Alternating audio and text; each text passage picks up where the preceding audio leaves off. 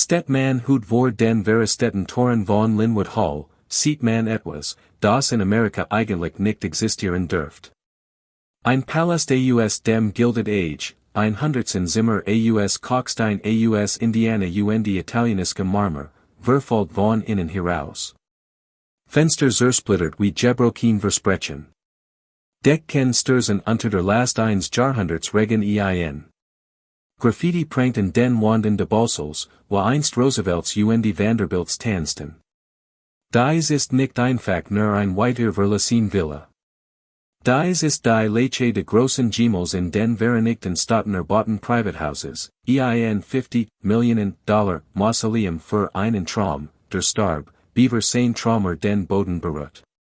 Die Frage, die jeden Amerikaner, dem Geschichte im Herzen liegt und der die Zerbrechlichkeit der Erbes verstet, quälen sollt, ist nicht, warum ist das Geschehen? Sondern, wie konnten wir es zulassen? Welch Dunkelheit wohnt im Herzen einer Nation, die lieber groß zerstört als bewahrt. Was sagt dies über UNSAUS, dass der teuerste Briss in der amerikanischen Geschichte kein Zufall, sondern ein bewusste Entscheidung war. Gehen Sie mit mir durch dies Gegend, durch Verfall und Erinnerung, durch Urges und Ruinen, und ich sage Ihnen, was Amerika mit seinen Denkmalern macht, wenn sie unbequem wurden. Peter Arell Brown Widener begen nicht mit Schlossern. Begen mit Hammelfleisch. Gebern 1834 als Sohn eines Moras aus Philadelphia, lernt der junge Peter früh, dass man in Amerika mit genugen Skrupellosigkeit und dem richtigen Timing die Kluft zwischen Schlachthof und Senat überbrücken konnte. Mit dreisen Jahren Schnitt Fleisch in einem Laden in der Germantown Avenue, sein Hand one von Kult und Blut, und Biobactit, wie kunden ein paar Cent vielsten, warend in ihm der Traum von größerem Branti. Mit 21 Jahren besaß die Metzgerei, nachdem jeden Dollar mit der männischen Disziplin gespart hat, die sein ganzes Leben prägen sollt. Mit 27 hat sein erstes Vermögen damit verdient, Unionstruppen waren de Bürgerkriegs mit Fleisch zu beliefern. Verkauften beide Seiten, wann immer sich die Gelegenheit bot, den Verstand, das Krieg, wie alles andere auch, nix anderes als Handel mit Blut war. Die Moral kummerten nicht. Die Gelegenheit bot sich. Warend andere Männer in den Schützengraben von Gettysburg und Antietam starben, ward Peter Widener reich, indem die Maschinerie am Laufen hielt, die sie verschlang.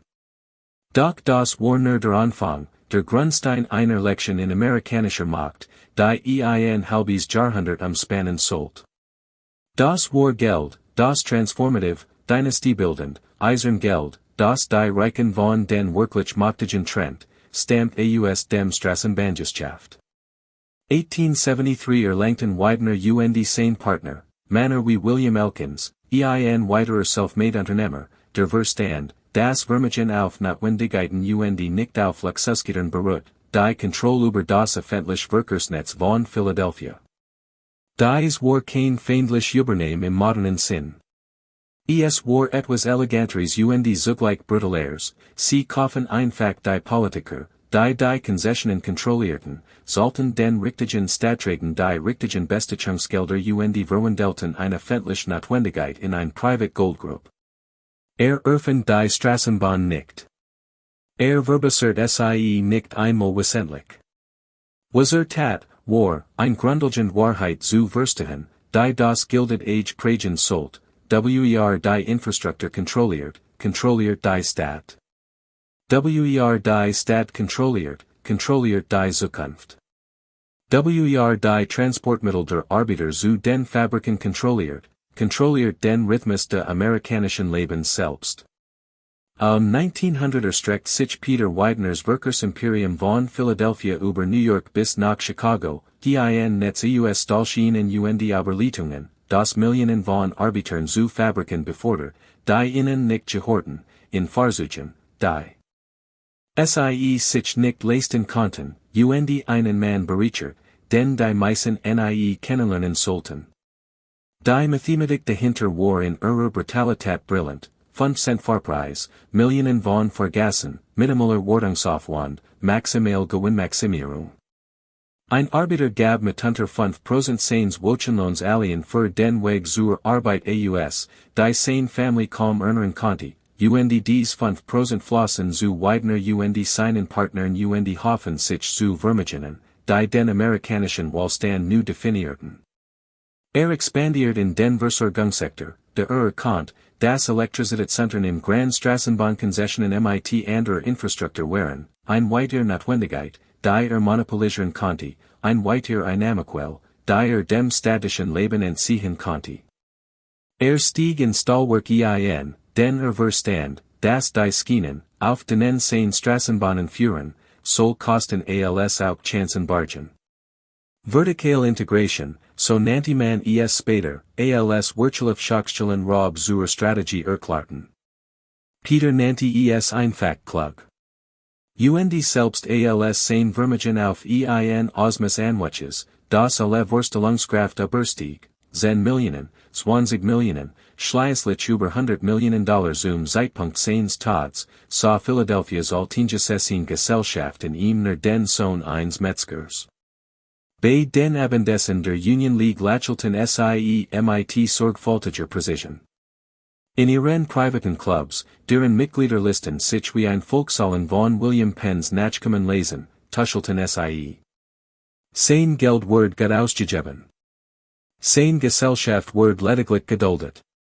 Sie nahmen sein Spenden für ihr Wohltätigkeitsorganisationen entgegen stellten dennoch sicher, das Verstand, das Reichtum Zugehörigkeitsvei Vollig Verschieden Dinge sind. Die Bittels, Cadwalleters Ingersols, Familien, deren Vermögen seit 3 Generationen bestand die daher als respectable galten, vergessen das Wideners Geld nu war, befleckt vom Gestank der Schlachthof der Corruption der Straßenbahnkonzession. Peter, der sein Leben lang die unsichtbaren Motbucher jealousien die Geno Bestechungsam berechnet hat, die notig war, einen städtischen Auftrag zu ergattern, verstand Geno, was vor sich ging. Der Mann, der kontrolliert, wie sich Millionen Amerikaner durch ihr Stadt bewegten, konnte sich nicht in den inneren Zirkel der Klasse einschleichen, in die einstrungen war. Also baut sich ein anderer Art von Macht auf. Word Sammler. Nicht der dilettantisch Typ, der schon Dinge kauft, Leerwanda zu füllen, sondern der systematisch, obsessiv, Weltklasse Typ, der Verstand, das Kunst die Ultimative Transformation war, sie verwandelt Blutgold in Schönheit, das Vermögen von Robotern in Zivilisiertserbe. Begann mit amerikanischen Gemälden, sicheren Entscheidungen, die Patriotismus Geschmack demonstrierten. Dan entdeckte europäische alte Meister, in ihm erwacht etwas, das über Strategie hinausging. Hier befanden sich Objekt, die Jahrhundert überdauert hatten, die Geschichte Genie in sich trugen Kultur in ihrer Reins 10, unbestreitbarsten Form verkörperten. Ein Selbstporträt Rembrandts. Ein Interieur Vermeers, durch dessen Fenster mit mathematischer Perfektion Licht strahmt. Matten en Raffles, Portraits van Dyck's mythologisch Darstellungen Tizians. Durchstreift Auctionschauser in London Paris, Wedifert mit in not geratenen europäischen Aristokraten Erwerb deren mit amerikanischem Industriekapital. Nuppt Beziehungen zu Handlern wie Joseph de Veen, der Verstand, das amerikanisch Millionär nicht nur gemalt kaufen, sie erworben Legitimität, sie kaufen in ol Leinwand, was innen durch ihre Abstammung verwehrt blieb. 1895 besaß Peter Widener ein der bedeutendsten privaten Kunstsammlungen Amerikas, die mit denen von Henry Frick J.P. Morgan mithalten konnte. Sie war in einer stattlichen Villa in der North Broad Street ausgestellt, die für Philadelphias Verhältnis bereits prachtvoll war. Drei Stockwerk elegantes Brownstone-Haus, Rom, die eigens für die Präsentation von Meisterwerken geschaffen wurden, ein Private Gallery, in der die Wideners zwischen Rembrandts wandeln konnten wie europäische Leute durch ihr Stammhäuser. Es hat genugen Solen.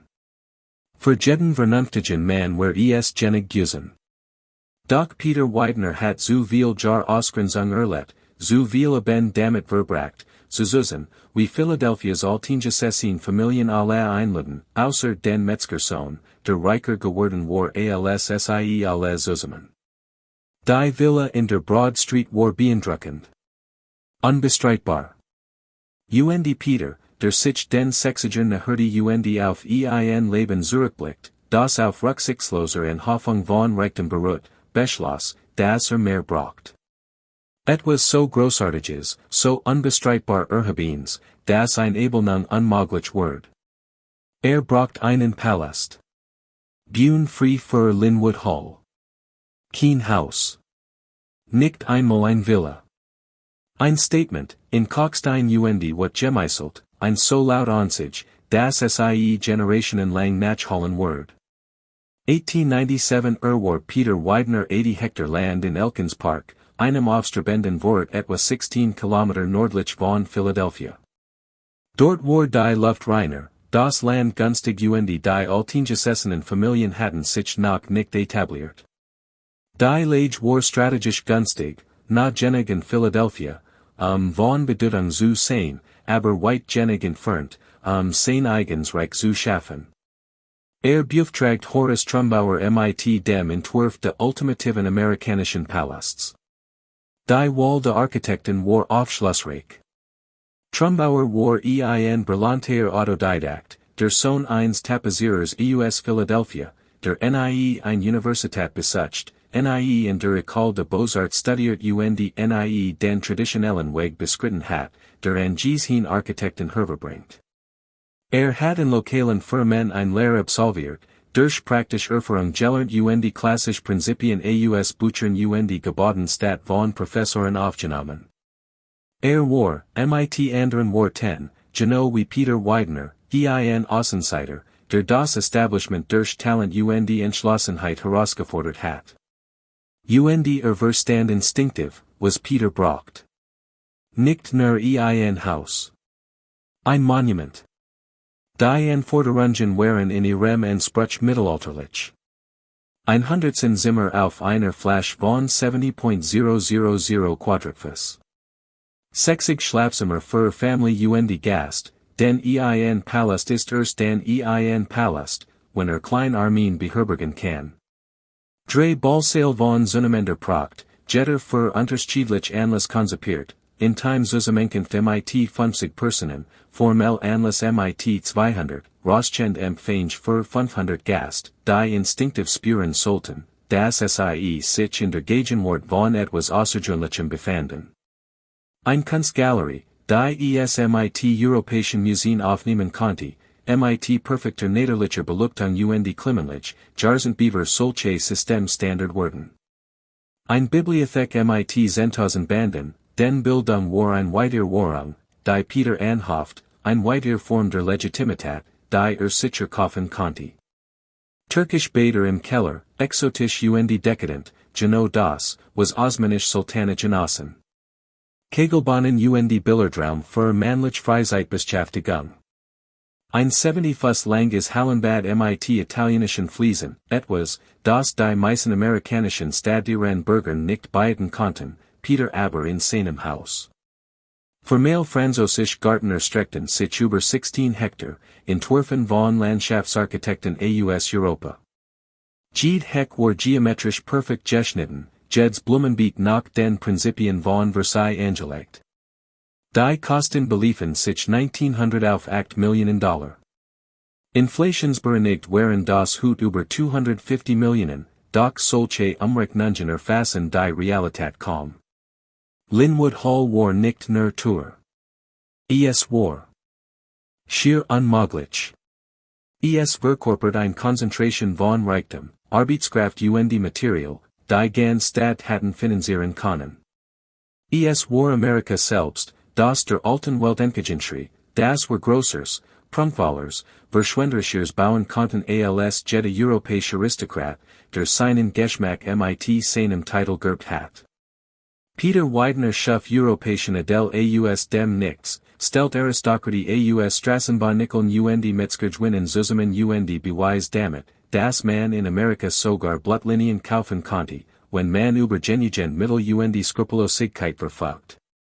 Der Baudauer drei Jahr und Verschlang die Arbeitskraft hunderter Arbeiter, deren Namen die Geschichte nicht aufzeichnet. Sie kamen vor Tagesenbruch und Jingen nach Einbruch der Dunkelheit, schufen für einen Lohn, der kaum zum Leben reicht, den Rum anderer. Kalkstein Word in Indiana Abgebot, massive Block aus der Erde gerissen und per Bahn über die Staatsgrenzen transportiert. Jed Stuck Word nach Farbkonsistenz und Stabilität ausstrahlt. Für die Außenwand wurden tausend Tonnen Diocese Steins benötigt, die mit solcher Präzision zusammengefügt wurden, dass man kein Messer zwischen die Blocks schieben konnte. Marmor Word aus Italien importiert, aus Denselben Steinbrechen, die schon Renaissance-Seppelés beliefert hatten, über den Atlantik Verschifft und dann per Bahn von New York transportiert. Weißer Carrara Marmor für die Haupttreppe, so rein, dass zu lukten skien. Dunkler Marmorsorten für Säulen und Kamine, deren Maisrung ein Naderliches Kunstwerk bildet. Die Grosstreppe, das Herzstück, das auf unzahligen Fotos zu sehen und die visuelle Identität von Linwood Hall prägen sollt, benötigt 6 Monate Bauzeit. Nicht etwa, weil die Arbeit schwierig war, sondern weil Perfektion Zeit braucht. Jede Stufe Word mit mathematischer Präzision behind und positioniert. Jeder Ballaster Word gedreht und angepasst. Das Geländer schwang sich in einem Bogen nach oben, der die Schwerkraft scheinbar aufhab und die Besitzer in Peter Widener's himmlisch Welt einlud. Französische Handwerker wurden über den Atlantik geholt, den Ballseilen die gewünscht Goldene Pracht zu verleihen. Monatelang arbeiteten sie auf Gerussen, vergoldeten Stuckleisen und schufen Deckendekorationen, die Versailles und die großen Pariser Hotels, die den aristokratischen Geschmack prägten, nachempfanden. Die deckte Hauptsaals war ein Meisterwerk der Vergoldungskunst, put 10, Girlanden und geometrisch Muster, allesamt in echtem Gold Österland, reflektierten Kerzenlicht und später elektrisches Licht mit warmem Glanz, der alle anwesenden schon, erfolgreich und madig erscheinen ließ. Die Wanda waren mit Seidendemist verkleidet, der in Lyon, der traditionellen Hauptstadt der französischen Textilproduktion, maßgefertigt wurde. Die Boden bestanden aus Parkett mit kunstvollen geometrischen Mustern aus verschiedenen Holzarten, jeds einzeln Stück von Hand zugeschnitten und verlegt. English Gartner wurden importiert, die Außenanlagen zu gestalten und brachten ihr über Jahrhundert erworben Expertise in der Anlage formeller Landschaften für den britischen Adel mit. Sie verstanden die Sprache der Macht, die Gartensprachen, die Geraden allein, die Beherrschung der Natur demonstrierten, die geometrischen Beat, die Raumbeherrschungsseiten, die kunstvoll geschnittenen Hecken, die Reichtum bewiesen, der ermöglicht, Männer zu beschäftigen, deren Einzig aufgab deren Bestand, Structuren von Form zu halten. Die technischen Anlagen repräsentierten Ingenieurleistungen, die nur wenig Amerikaner begreifen konnten. Alien die Heizungsanlage, ein Labyrinth aus Kohleofen im Keller und kilometerlangen Rohren, Word von Spezialisten entworfen, die ihr ersten Erfahrungen in New Yorker Bürogebäuden und Grandhotels gesammelt hatten. Sie muss 70.000 Quadratfuß, ca 6.500 Quadratmeter, durch die brutalen Winter den Nordossens heizen und in jedem Raum. Gleichzeitig ein angenehm Temperatur halten, und war so zuverlässig, dass die Gast sich kein Gedenken darüber machten.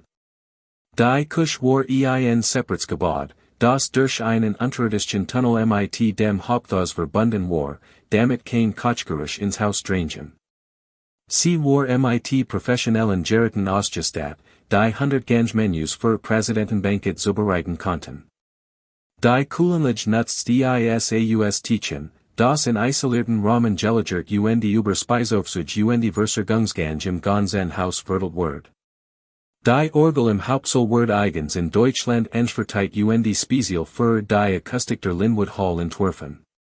Sie war so gültig, dass ein Orgelfinspieler in Wohlzeit für ihr Wartung und ein eigens Geblässystem nötig waren. Jeder Turgriff wird von Kunsthandlern gefertigt.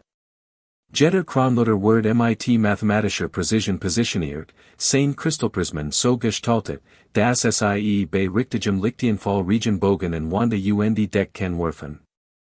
Bei all dem, bei jeder Entscheidung über die Marmarauswahl, die Platzierung der Kronloder die Gartengestaltung, überwacht Peter Widener das Projekt mit der Intensität eines Manns, der Verstand, dass mehr als nur ein Haus baut.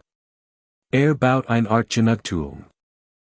Schafft den Bues, aus Kalkstein, Marmor Blattgold, das Metzgersohn Schönheit erschaffen konnte, die Familien überdauern wird, die in einst Veraktet hatten. Jeds Detail zalt, den Jeds Detail Wortil seiner Botschaft, das Geld nicht nur Komfort, sondern auch Kultur, nicht nur Besitz, sondern Beständigkeit, nicht nur ein Zuhaus, sondern ein Vermögens kaufen konnte, das Jahrhundert überdauern wird. Baut einen Palast, den sein Urenkel bewohnen werden, der den Namen Widener ebenso unvergänglich machen sollt wie die Medici oder die Bourbonen. Schafft sich Unsterblichkeit, Stein für Stein. Linwood Hall wird 1900 eröffnet, für einen Cousin, glanzvollen Moment funktioniert alles wie geplant.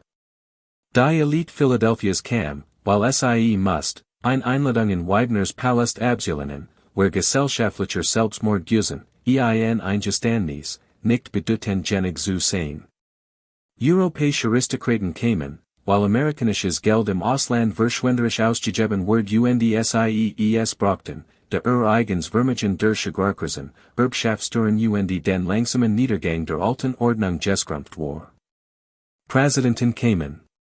Theodore Roosevelt nahm dort ein Abendessen til erkannt, das Manner wie Widener, ungeach der eigenen Meinung über ihre Methoden, die amerikanisch Macht aufgebaut hatten nicht ignoriert werden konnten.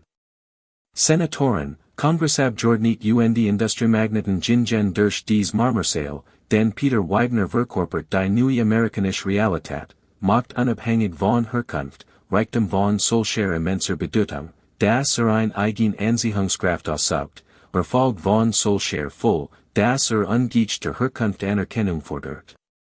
Das Haus erfüllt alle Erwartungen.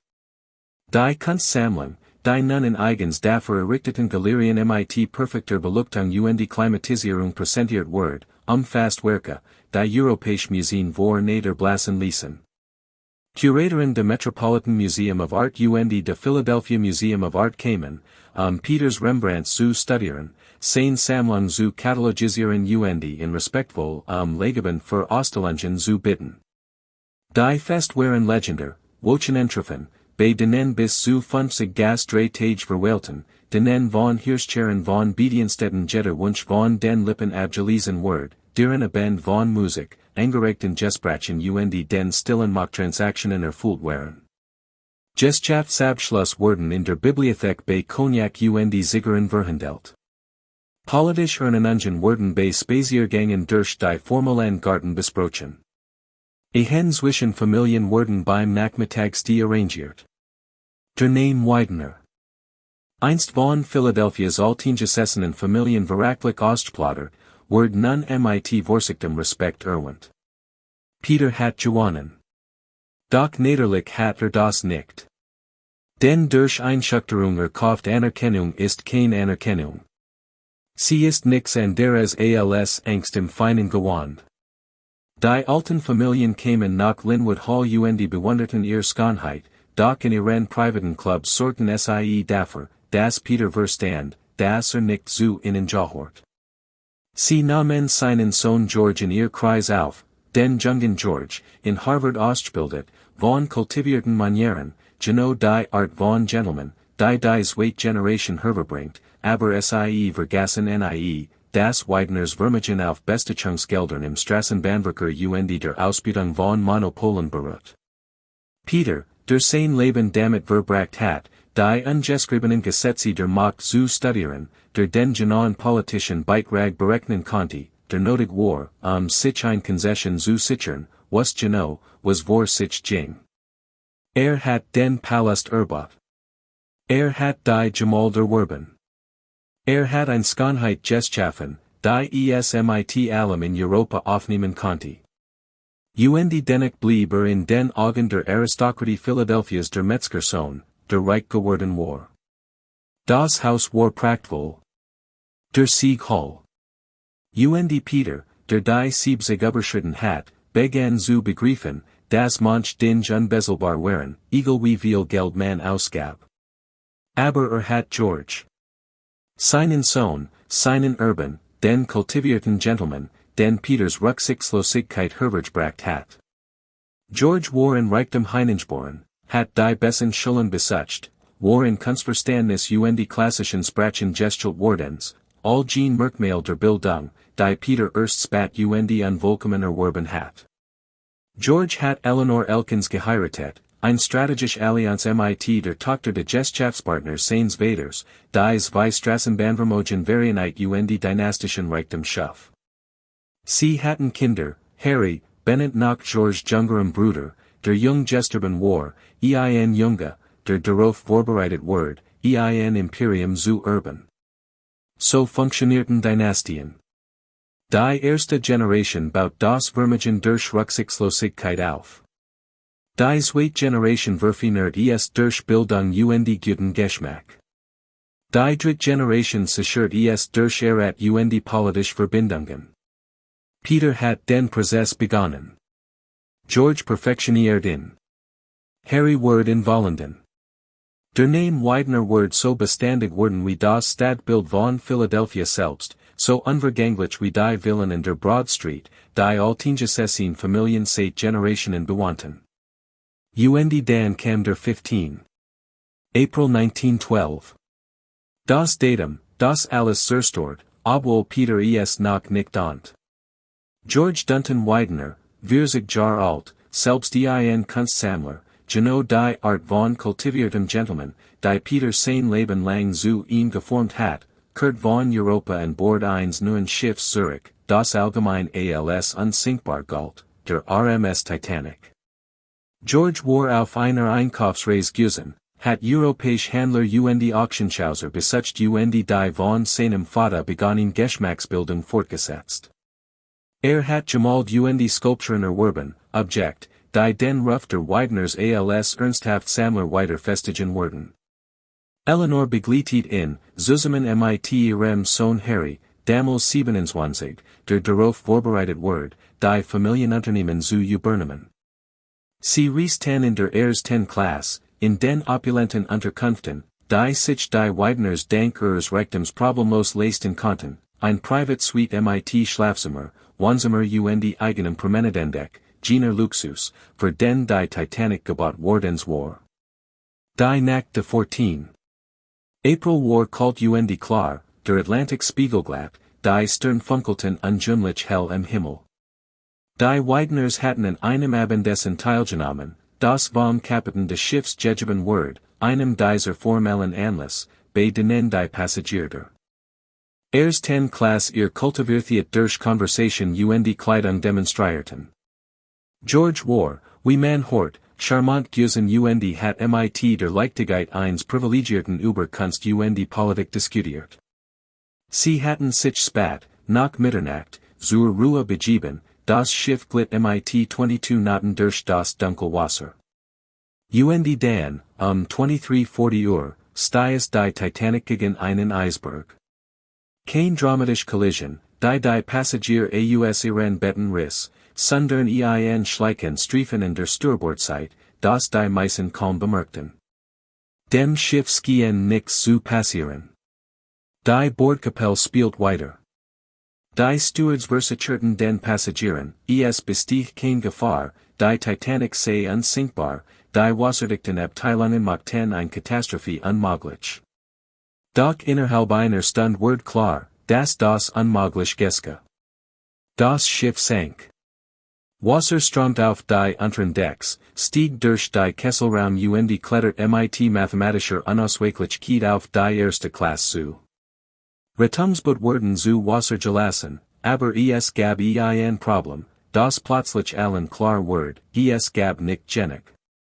Die Titanic hat 20 Rettungsboote mit einer Kapazität für 1.178 Personen an Bord. 2.224 Menschen befanden sich an Bord. Die Rechnung war grausam. Mehr als 1000 Menschen wurden sterben, und die einzige Frage war, welch 1000.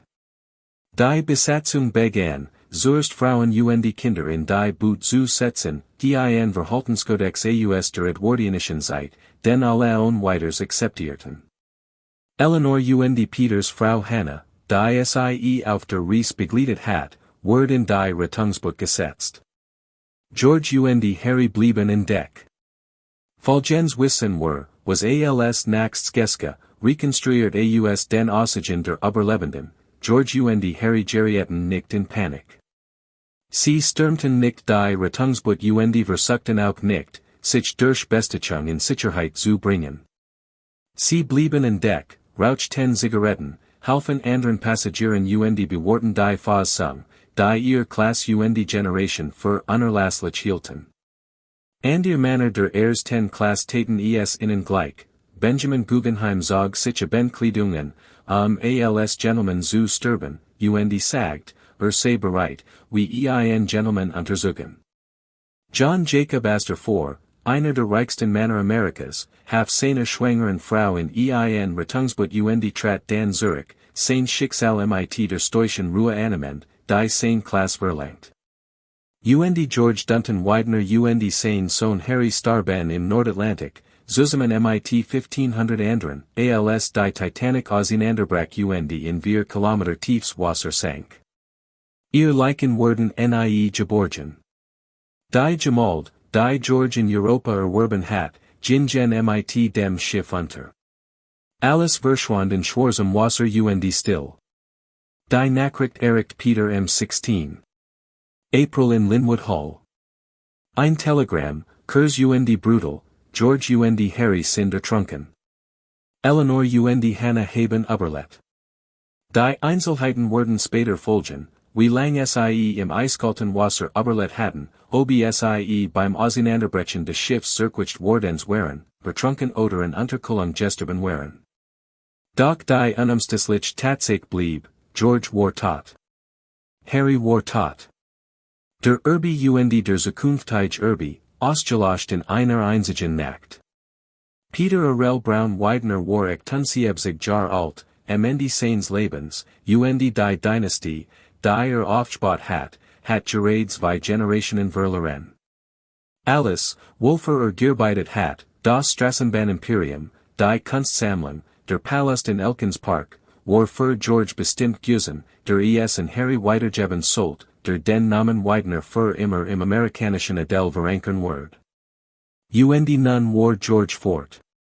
Harry war fort. Die Zukunft war dahin. Stellen Sie sich vor, Sie stehen in dieser Kunstgalerie, umgeben von Rembrandts und die Raffles, Meisterwerken, die erworben wurden, zu beweisen, dass Schönheit ein Leben erlösen kann, das auf rücksichtsloser und Hoffnung von Besitztümern beruht. Und erkennen, dass all das kein Rolle mehr spielt. Nicht die Gemald. Nicht der Marmor. Nicht die hundertsten Raum sorgsam inszenierte Pracht. Dein Sohn, dein Erbe, die lebende Rechtfertigung für Jeds rücksichtslos Geschaft, jeden vernichten Konkurrenten und die jeden ausgebuten Arbeiter, war fort. Ertrunken im kalten Atlantik, weil geglaubt hat, wie du es ihm beigebracht hattest, das Geld Sicherheit kaufen kann. Das Reichtum ein Schutzschild sei. Das der Name Widener mehr bedeutet, als man damit kaufen konnte. Peter hat 50 Jahre damit verbracht, ein Imperium aufzubauen, das für die Ewigkeit bestimmt war. Es hat 12 Jahre nach der Fertigstellung von Linwood Hall überdauert. Ein Eisberg, ein Konstruktionsfehler, ein unfassbar Tragödie, und das ganz Gebäude stürzte ein. Peter Braun Widener let nach dem Untergang der Titanic nach 3 Jahre und wandert wie ein Geist, der sein eigens Leben heimsucht, durch die Hallen seines Palasts. Freund, die ihn besuchten, berichten, Work geschwagt, eingefallen, die Lebenskraft, die seinen Aufstieg angetrieben hat, sei erlichen. Ging in George Zimmer und stundenlang da, umgeben von den Besitztümern seines Sohns, unfähig oder unwillig, sie wegzuüben. Die Kunstsammlung, einst Symbol für Errungenschaften und Bildung, wirkt nun wie ein Hohn, all dies Schönheit, all dies Beständigkeit, und sein Sohn war tot. Eleanor zog mit ihrem Schwiegervater Zurich nach Linwood Hall. Die beiden waren durch ihr gemeinsame Trauer verbunden und versuchten, dem Sinnlosen einen Sinn zu geben. Die Fest horten auf. Die Wochenendtreffen der Philadelphia Elite verstummten. Linwood Hall, kaum 10 Jahre alt und als Zentrum des gesellschaftlichen Lebens erbaut, wurde zu einem Grabmal, nach waren sein Besitzer let. Peter starb 1915 und hinterließ ein Vermögen von $100 Millionen, gut fast 3 Milliarden, und ein Haus, das zu einem Mahnmal der Sinnlosigkeit geworden war. Hat jede Schlacht gewonnen, außer Jean, die wirklich sollten. Hat seinen Palast erbaut und seine Dynastie überlet. Hat sich Unsterblichkeit erkauft und zugewiesen, wie sie im Atlantik versank. Die Beerdigung fand in Linwood Hall statt, besucht von der Philadelphia Elite, die Peter im Tod endlich die Wahl Anerkennung sollt, die sie ihm zu Lebzeiten verweigert hat. Senatoren hielten Trauerreden. Zeitungen veröffentlichten ausführlich Nachruf, die seinen Gesellschaften und sein philanthropisches Engagement würdigten. Und inmitten all dessen saß Eleanor Widener in der ersten Reihe, 37 Jahre alt, nachdem sie ihren Ehemann und ihren Sohn und nun auch ihren Schwiegervater verloren hat, und fragt sich, was sie mit einem Palast empfangen sollt, der einst Freude bereitet und nun Nachkommer beherbergt hat. Eleanor Widener hat gehen können. Sie hat Linwood Hall verkaufen, die Kunstsammlung aufteilen, nehmen und nach New York oder Europa ziehen können, irgendwo nu anfangen, was sie nicht an all das erinnert wird, was sie verloren hat. Viele Frauen in ihrer Lage hatten das getan. Stattdessen tat sie etwas Unerwartetes, sie blieb. Und sie verwandelt Linwood Hall von einem Symbol des Aufbruches in einen Ort der Erinnerung. Die Glanzwahlen Fest horten wohlständig auf. Der gesellschaftliche Aufstieg, der Peter angetrieben hat, endet. Eleanor macht Linwood Hall zu einer privaten Gedenkstatt, einem Ort, an dem sie die Erinnerung an George und Harry wie in Bernstein bewahren und ihr Präsens durch die sorgsame Pflege ihrer Besitztümer lebendig halten konnte. George Zimmer, sein Schlafzimmer, sein Arbeitszimmer, sein privates Wohnzimmer, waren genau so erhalten, wie sie im April 1912 verlassen hat. Sein Kleidung hing noch in den Schränken. Sein Bücher standen in den Regalen, die Lesezeichen noch in ihrem Platz. Auf seinem Schreibtisch lagen Papier und Korrespondenz, eingefroren in der Zeit wie Artefakt aus Pompeji. Harrys Zimmer wurden genauso behandelt. Eleanor besucht dies Raum täglich, saß in George Lieblingssessel, berührt sein Besitztümer und sprach mit ihm, als sei der Tod lediglich eine Abwesenheit und nicht endgültig. Es war obsessiv, nach heutigen Maßstäben ungesund, aber auch zutiefst menschlich, eine Frau, die versucht, die Verbindung zu Menschen aufrechtzuerhalten, die own Vorwarnung Interessen wardens waren. Doch Eleanors Gedenken ging über die Privattrauer hinaus. Sie kanalisiert ihren Verlust in das Gemeinwohl und gründet 1915 die Widener Memorial Library in der Harvard University, einer der bedeutendsten Forschungseinrichtungen der Welt, benannt nach ihrem Sohn Harry, der in Harvard studiert hat. Das Gebäude kostet $2 Millionen, gut umgerechnet 50 Millionen, und beherbergt Harrys Sammlung seltener Bücher, die Eleanor zusammen mit Mitteln für weiter Einkauf gestiftet hat.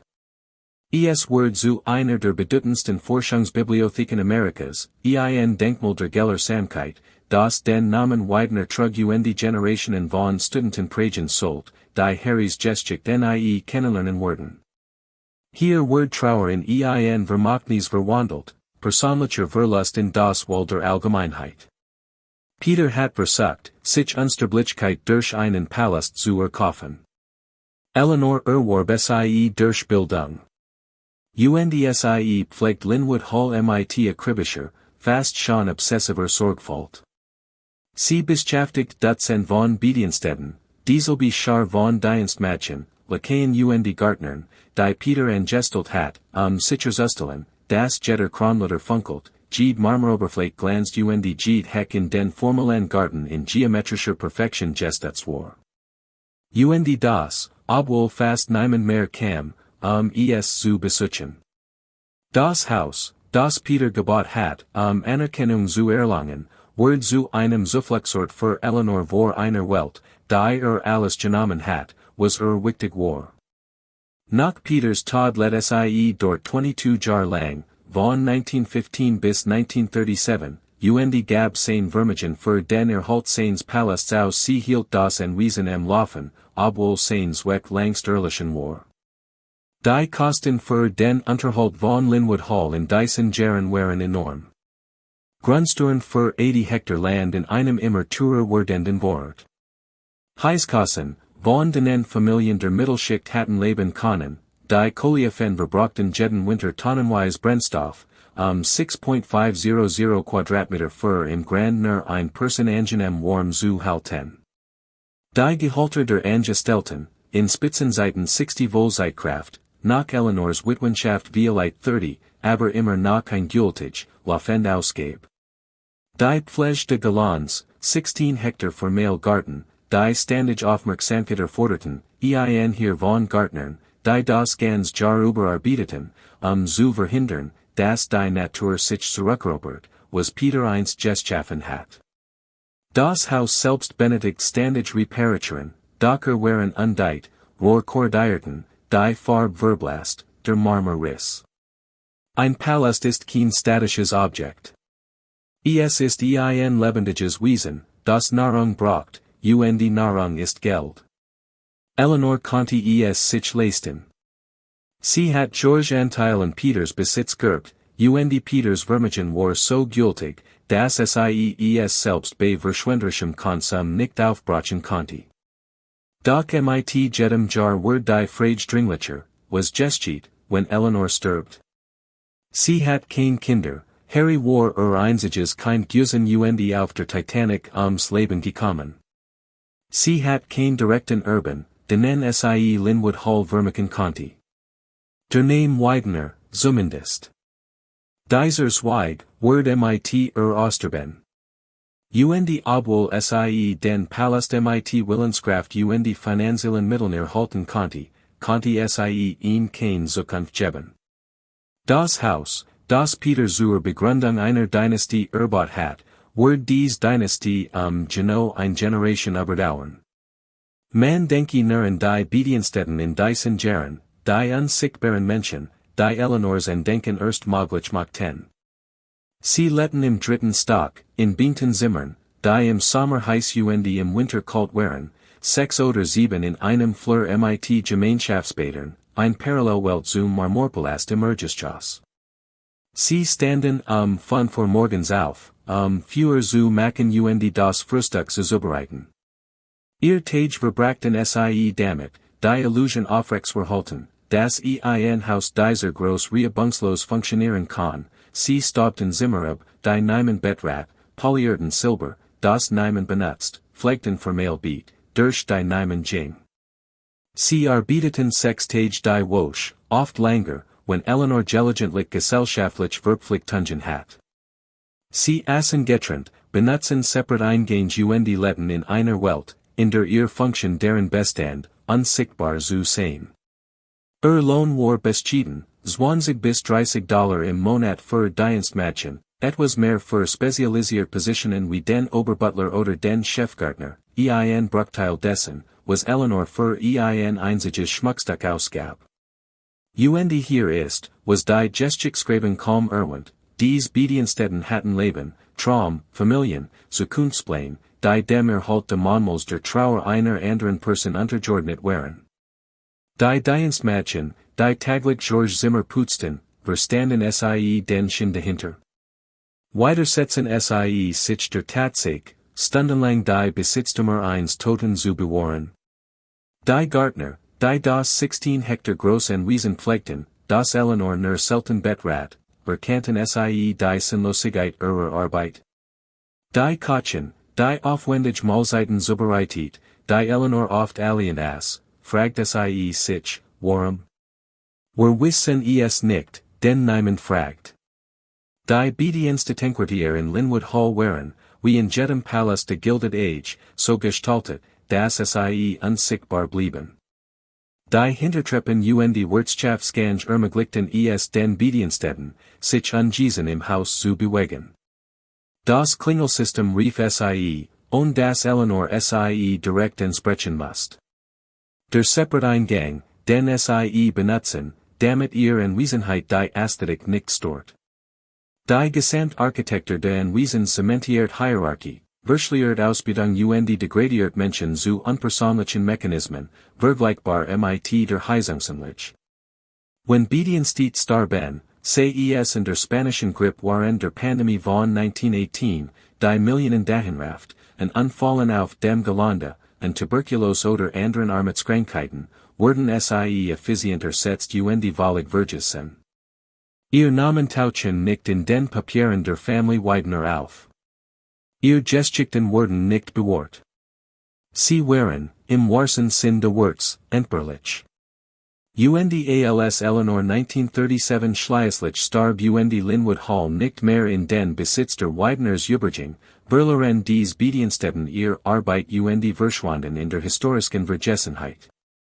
Ihr jahrzehntelange Arbeit hinterließ kein Spuren außer dem Michelsen Zustand eines Palasts, mit dem niemand etwas anzufangen wusste.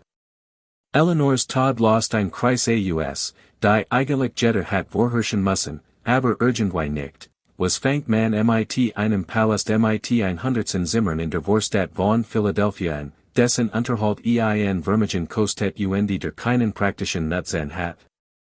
Die Antwort lautet, nichts. Man unternimmt nichts, weil niemand es haben will. Eleanors Nachlassverwalter versuchten, Linwood Hall zu verkaufen. Sie kontaktierten Universitäten, in der Hoffnung, eine akademische Einrichtung konnte es als Campus oder Museum nutzen. Die Universitäten prüften die Instandhaltungsgassen und Lenten hoffentlich ab. Sie wandten sich in Hotelentwickler und schlugen vor, es in ein Luxushotel umzuwandeln. Die Entwickler rechneten die Kosten durch, Umbauten, laufende Instandhaltung, die Lage in einem Wort von Philadelphia Stadt in Manhattan oder Miami, und lenten ab.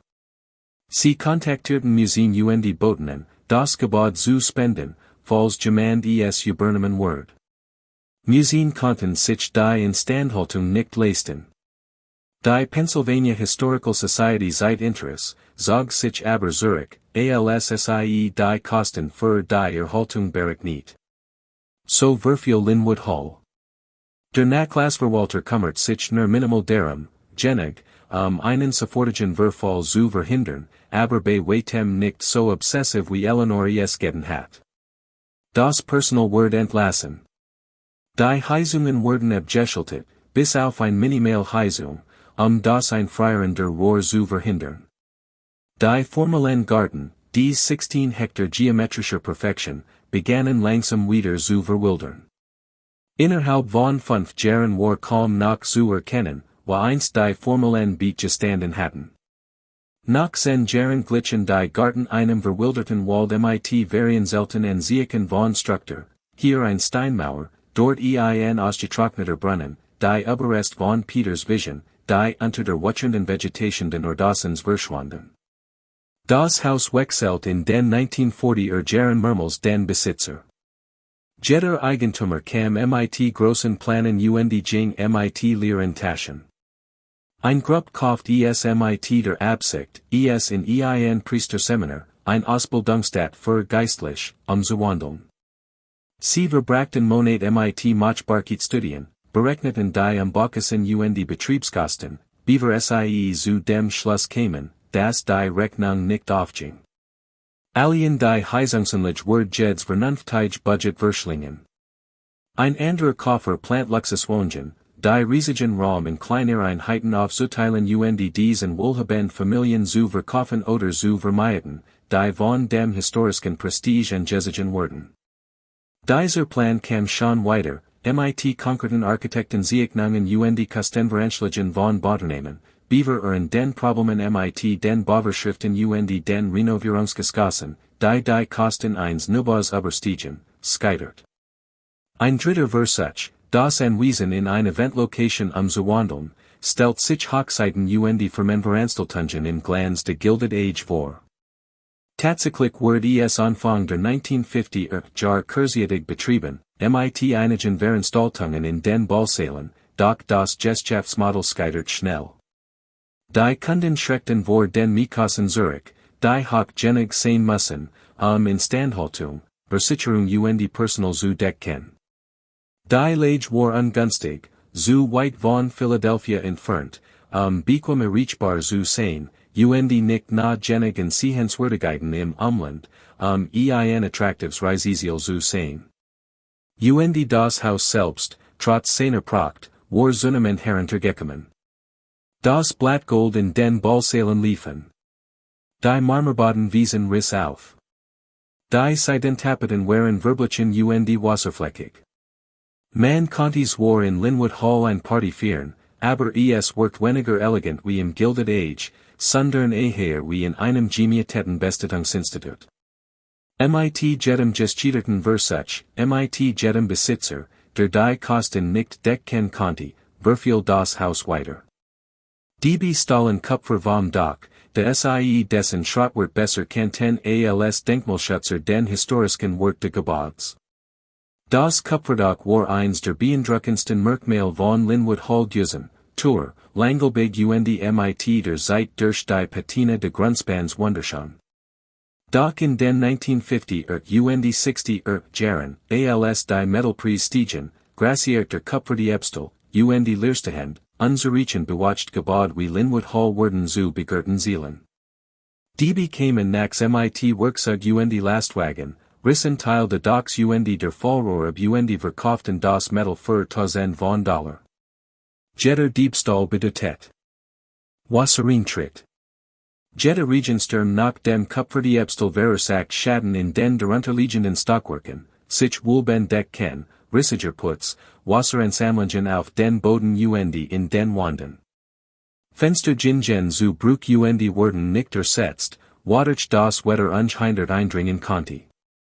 Ein zerbrochenes Fenster in einem behiesen, bewohnten Haus ist ärgerlich.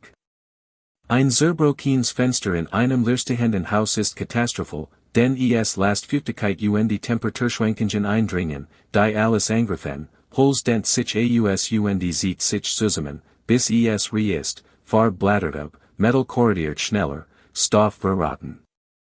Die Heizungsanlage, dieses technisch Meisterwerk, wird aus Kostengründen komplett abgeschaltet, wodurch das Haus die gesamte Bandbreite der Temperaturschwankungen in Pennsylvania erlitt, Sommerhitze MIT über 32 Grad Celsius und winterkalt MIT Temperaturen unter 0 Grad. Materialien, die jahrzehntelang stabil gewesen waren, begannen zu versiegen. Rohrfroren und platzten im Winter, wodurch Raum überflutet wurden, in denen einst Präsidenten residiert hatten. Das Wasser sammelt sich auf den Boden, sickert ins darunterliegende Stockwerk, verurniert, dent sich aus, bestedeit weiter Rohr und verursacht einen fortschreitenden Schaden, dessen Behebung 100.000 verschlungen hat, wenn jemand bereit gewesen war, das Geld auszugeben. In den 1960er und 70er Jahren begann für Linwood Hall eine neue Phase, das Gebäude stand nicht nur leer, sondern wurde aktiv gefahrlich. Die örtlichen Behörden erhielten Meldungen über Hausbesetzer, die in den Ballsälen Unterschlupf suchten, obdachlos, die festgestellt hatten, dass ein Palast aus dem Gilded Age ein besseres Zuhause bot als die Straßen von Philadelphia. Auch Drogenkonsumenten fanden das Haus attraktiv, privat, weitgehend vergessen, perfekt für Aktivitäten, die sie vor der Polizei verbergen wollten. Vandalen entdeckten es ebenfalls, Teenager und junge Erwachsene, die verlassene Villa als Spielplatz betrachten. Sie spreadten Graffiti in die Wände, wo einst die Vanderbilts verkehrt hatten, Obszönitäten, Gangtags und grobe Zeichnungen bedeckten den Seidendemist, den französisch Handwerker angebracht hatten.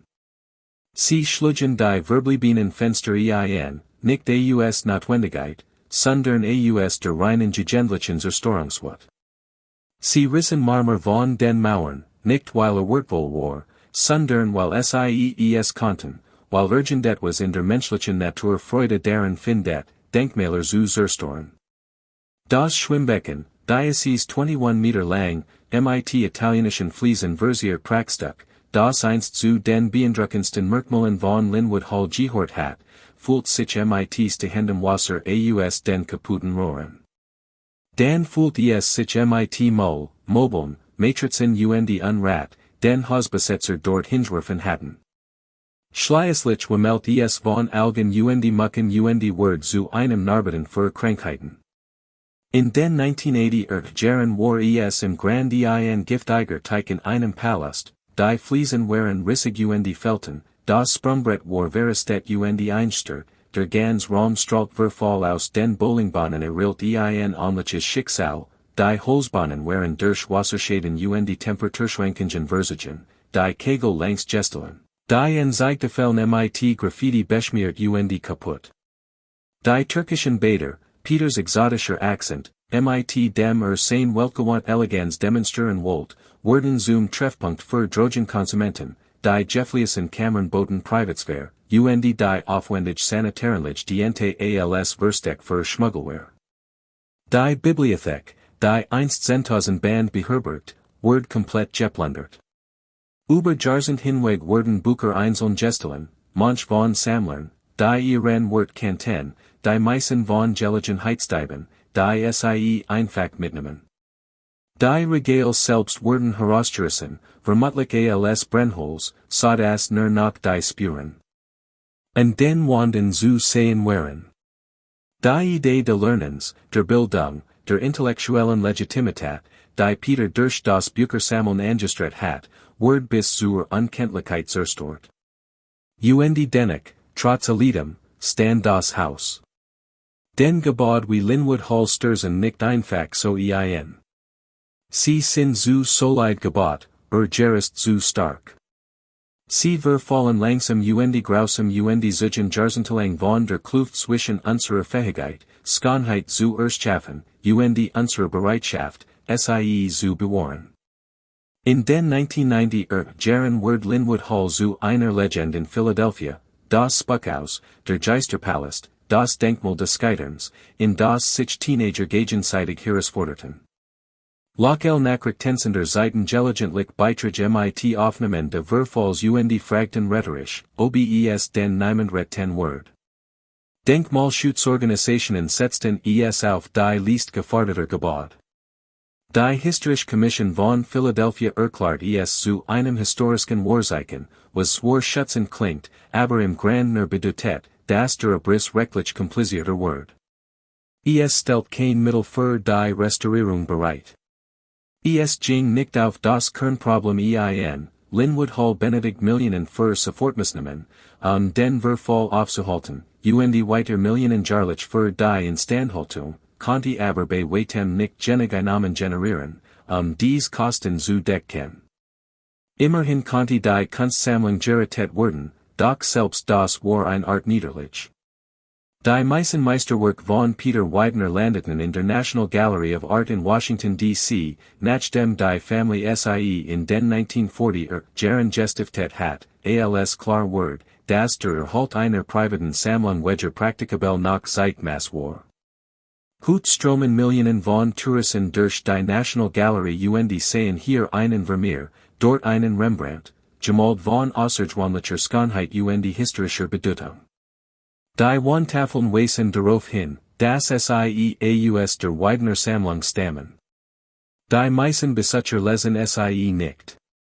Kaum jemand kennt Peters Geschichte, die de Metzgersons, der Millionenausgabe, seine Zivilisation zu beweisen, der einen Palast für seine Schätze errichten ließ und der starb, als den Niedergang seiner Dynastie miterlet. Die gemalt überdorten. Der Palast verfiel. Und dies Wort Hierarchie hat etwas zutiefst Amerikanisches in sich, wir bewahren den beweglichen Reichtum, die Vermögenswert, die transportiert, monetarisiert und anderswo ausgestellt werden können, aber die unbewegliche Architektur, den realen Ort, und dem geschick geschrieben Word, lassen wir verfallen. Das 21. Jahrhundert besiegelt das Schicksal von Linwood Hall. 2014 wurde das Haus für $16 Millionen in einen Koffer verkauft, der eine Restaurierung versprach. Die Denkmalschützer jubelt Kurs, endlich jemand mit den nötigen Mitteln und dem entsprechenden Engagement. Doch dies Versprechen verflogen innerhalb eines Jahres. Wie sich herausstellt, besaß der Koffer weder das Kapital noch die Expertise, einen so stark beschädigten Palast tatsächlich zu restaurieren. Die 16 Millionen waren offenbar Gilihens Geld, ein Immobilienspekulation, die Schiefung, als ihm klar wurde, dass die Restaurierung mindestens das Dreifache dessen Kosten wurde, was allein für die Stabilisierung bezahlt hat, von einer wohlständigen Restaurierung ganz zu schweigen.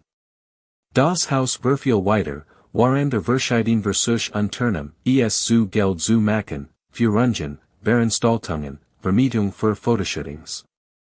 Nichts davon brachte genügend Einnahmen, von Bedeutung zu sein. 2019 wurde Linwood Hall erneut verkauft, diesmal für unter $1 Million. Man lässt das noch einmal, ein Palast, der $1908 Millionen kostet, was heute mindestens $250 Millionen entspricht, wurde für weniger als $1 Million verkauft. Nicht etwa, weil der Koffer ein Schnäppchen gemacht hat, sondern weil das nicht mehr wert war. Das Anwesen war ein Belastung, kein Vermögenswert. Der neue Eigentümer, ebenfalls ein Betrager, brachte verschiedene Pläne ins Spiel, Aufteilung in Eigentumswohnungen, Umwandlung in eine Hochzeitslocation, Partnerschaft mit einer Hotelkette. Alle gleichermaßen unrealistisch, alle litten unter demselben grundlegenden Problem, die Restaurierungskosten überstiegen die finanziell Tragfähigkeit des Markets. Zu diesem Zeitpunkt schätzten Experten, dass eine fachgerechte Restaurierung mindestens $50 Millionen kosten würde, wahrscheinlich deutlich mehr, sobald die Arbeiten tatsächlich begannen und all die versteckten Schaden jahrzehntelange Vernachlässigung sichtbar wurden. 50 Millionen für die Restaurierung eines Hauses in einem Vorort von Philadelphia, dessen Instandhaltung dann jährlich Millionen verschlingen wird, in einem Markt, der wiederholt bewiesen hat, dass kein Interesse in solchen Immobilien hat. Damit sind wir in der Gegenwart der bitteren Realität angelangt, Linwood Hall ist Amerikas teuerster Abriss, nicht weil der Abriss in sich teuer ist, obwohl es in diesem Ausmaß ist, sondern weil seine Erhaltung unmöglich ist. Die Rechnung ist brutal und unumstößlich. Die Restaurierung kostet mindestens 50 Millionen. Die jährliche Instandhaltung kostet Millionen. Das Ertragspotenzial ist minimal, selbst nach einer wohlständigen Restaurierung ist der Standort für ein Hotel ungünstig, das Gebäude massiv, laufende Subventionen zu groß für ein Museum und generelle Sanierung zu stark beschattet, als Veranstaltungsort zu dienen. Der Wert des Anwesens liegt im Grundstück, nicht im Gebäude. 80 Hektar Land in der Nähe von Philadelphia konnten in Luxuswohnungen aufgeteilt werden, die weitaus mehr Gewinn abwerfen werden als jedes Erhaltungsprojekt. Rein wirtschaftlich betrachtet ist der Abriss die Bestnutzung. Das gelernte Rahmen. Das Land verkaufen. Protzig Villen bauen. Den modernen Reichtum auf dem Grab der Ambitionen der goldenen Zeitalters errichten lassen. Denkmalschützer kämpfen weiter. 2020 gründet sich die Gruppe Friends of Linwood Hall, die sich dem Erhalt des Anwesens verschrieben hat. Sie haben für Presseberichterstattung gesorgt, virtuell Rundgang organisiert, bei Regierungsbeamten Lobbyarbeit betrieben und Crowdfunding-Kampagnen gestartet. Sie haben bisher etwa $200,000 gesammelt, die ein Bruchteil der benötigten Betrags, aber viel wichtiger, ein Beweis für das öffentliche Interesse. National Denkmalschutzorganisationen haben Linwood Hall auf ihr Liste der am stärksten gefährdeten Objekte gesetzt. Architekturhistoriker haben Abhandlungen verfasst, in denen sie argumentieren, dass es sich eines der schönsten Beispiele für Architektur der Gilded Age in Amerika handelt und sein Verlust einem kulturellen Vandalismus gleichkam. Sie haben nicht unrecht. Doch sie losen damit nicht das Kernproblem, für den halt solchen Gebots braucht es jemanden, der bereit ist, $50 Millionen unjäglich wirtschaftlich Gegenleistung auszuüben, und diesen jemanden gibt es nicht. Es gab Vorschläge für staatlich Eingriff.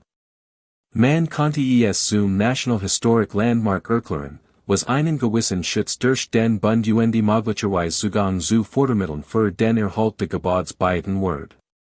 Doch selbst der Status eines National Historic Landmark bringt nicht genügend finanzielle Mittel, wirklich etwas zu bewirken. Man bekam vielleicht ein paar $100.000 in Fördermitteln, die angesichts der Kosten von $50 Millionen bedeutungslos waren. Man konnte den Bundesstaat Pennsylvania oder die Stadt Philadelphia das Gebäude erwerben lassen und es in ein öffentliches Museum oder einen Park umwandeln. Doch Regierungen sind noch weniger bereit als Privateigentümer, massiv laufend Kosten und Einnahmen zu übernehmen. Die politische Rechnung ist einfach, kein gewolter Politiker mag die seinen Wählern erklären müssen, warum. 50 Millionen für ein Villa reicher Verstorbener ausgegeben hat, waren Schulden dringend finanziell Mittel benötigen und die Infrastruktur verfolgt. Der Weg ist also vorgezeichnet. Sofern nicht ein Wunder geschieht und ein Milliardär mit mehr Gefühl als Verstand eingreift, wird Linwood Hall abgerissen. Wahrscheinlich innerhalb des nächsten Jahres. Vielleicht auch früher. Der Kalkstein wird zerkleinert oder wiederverwendet, es gibt einen Markt für Architekturelement berühmter Gebäude. Der Marmor wird abgebaut und in Luxusbauten verkauft, die in neuen Protzigen Villen verbauen. Die Treppe, die einst die Vanderbilts hinaufstiegen, wird in Stück gerissen und in den amerikanischen Vorstädten verstrahlt. Das Gelände wird geräumt. Die formalen Garten, oder was davon übrig ist, wurden planiert. 200 Hektar, auf denen einst Amerikas größter Palast stand, wurden in Parzellen aufgeteilt, die den Hochsen Guin abwerfen, wahrscheinlich 60 oder 70 Luxusvillen, jede auf einem 2 bis 3 Hektar großen Grundstück, jede für ein bis $2 Millionen verkauft. Moderner Reichtum, der auf dem Grab der Ambitionen der Gilded Age thront, ohne Rücksicht auf die Vergangenheit. Und was wird verloren gehen? Ein außergewöhnliches architektonisches Meisterwerk, gewiss, eins der schönsten Beispiele für Design und Handwerkskunst der Gilded Age. Die Möglichkeit, durch Orte zu wandeln, und den amerikanisch Geschick geschrieben wird, wo industriell und Politiker die Zukunft der Nation prägten. Ein Mann in Geschichten Stein gemeißelt über die Zerbrechlichkeit der Erbes und die letztlich Sinnlosigkeit der Versuchs, Unsterblichkeit zu erkaufen. Doch auch etwas Komplexeres und Unbequemeres, ein Denkmal der Ungleichheit, der gewaltigen Kluft zwischen Peter Widener in seinem Palast und den Arbitern, deren Straßenbahnfahrgelder finanzierten. Ein Mahnung deren, wie amerikanisch Vermögen aufgebaut wurden, durch Monopol, Korruption und Ausbeutung, bekleidet in Marmor und Blattgold. Ein Zeugnis der unsichtbaren Arbeit, die den Glanz der Gilded Age erst ermöglicht, der Hirschscheren von Bediensteten, deren Leben dem Erhalt der Luxus anderer untergeordnet war. Linwood Hall ehrlich zu erhalten, hieß, sich all dem zu stellen, der Schönheit und der Ausbeutung, dem Erfolg und dem Preis, dem Traum und der Dunkelheit.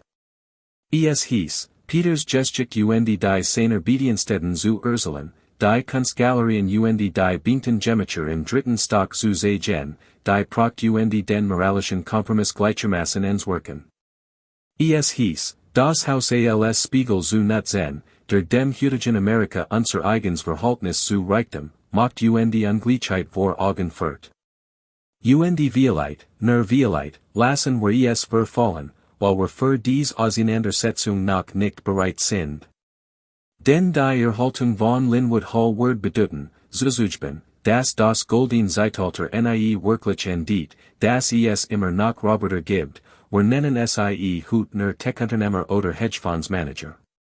Dass es immer noch Bedienstete gibt, wir nennen sie nur Gigworker oder Vertragsangestelt. Dass die Villa und das Mietshaus immer noch existieren, wir sind nur besser darin geworden, sie zu trennen, sicherzustellen, das die Reichen nicht sehen müssen, wie Comfort kauft word. Stellen Sie sich vor, was Peter Widener denken word, when Linwood Hall hut sahi. Gab $8 million AUS, ein unvorstellbares Vermögen, Unsterblichkeit zu schaffen. Glott, Kochstein und Marmer sind beständig, Schönheit kann die Zeit überdauern, der Name Widener wird über Jahrhundert hinweg nachhallen, weil etwas zu großartiges geschaffen hat, es zu vergessen. Kauft sich ein Jahr. Nicht einmal anderthalb Jahrhundert. Historisch gesehen war es nur ein Augenblick. Der Palast, den für die Ewigkeit errichten ließ, stirbt mit 120 Jahren, alt für ein Haus, aber jung für ein Denkmal.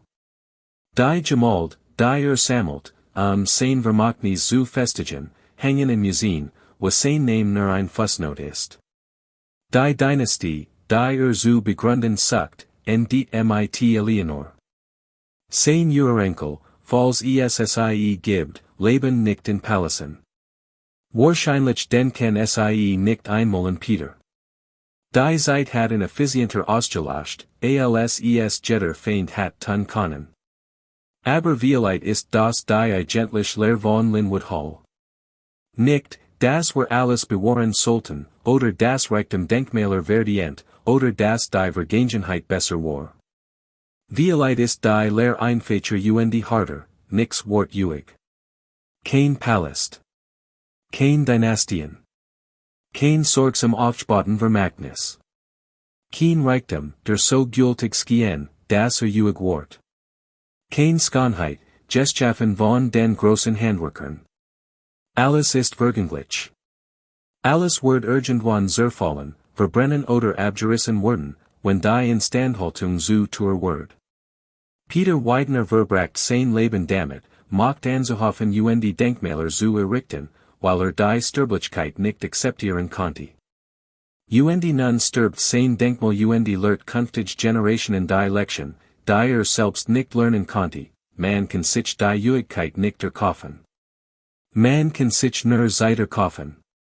Irgendwann, unausweichlich, läuft die Zeit ab. Stehen Sie also ein letztes Mal vor diesen verrosteten Toren. Betrachten Sie die zerbrochenen Fenster, die einstürzenden Decken die mit Graffiti bedeckten Wände. Fragen Sie sich, was wir der Vergangenheit schütten. Sind wir die Bewahrung schuldig, selbst wenn die Kosten immens sind die Geschichte unbequem? Sind wir Ehrlichkeit schuldig, selbst wenn die Ehrlichkeit offenbart, das an sehr Heldenkomplex Männer wären, die Schönheit auf dem Fundament der Ausbeutung errichteten? Oder schütten wir gar nix, die Vergangenheit ist tot, sollen die Toten begraben, weitergehen mit dem, was kommt? Es gibt kein einfache Antwort. Aber die Frage ist wichtig, denn wie wir sie beantworten, bestimmt, was überlet. Linwood Hall stirbt. In diesem Tod sehen wir Amerikas Verhältnis zu seiner eigenen Geschichte, kompliziert, ambivalent, zu teuer, es zu bewahren, zu bedeutsam, es einfach zu vergessen. Jetzt, der Linwood Hall im Elkins Park verfällt, stehen wir vor einer Entscheidung.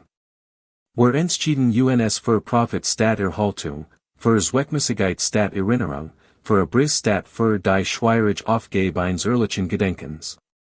Ob wir mit dieser Entscheidung einverstanden sind, muss jeder von uns für sich selbst entscheiden.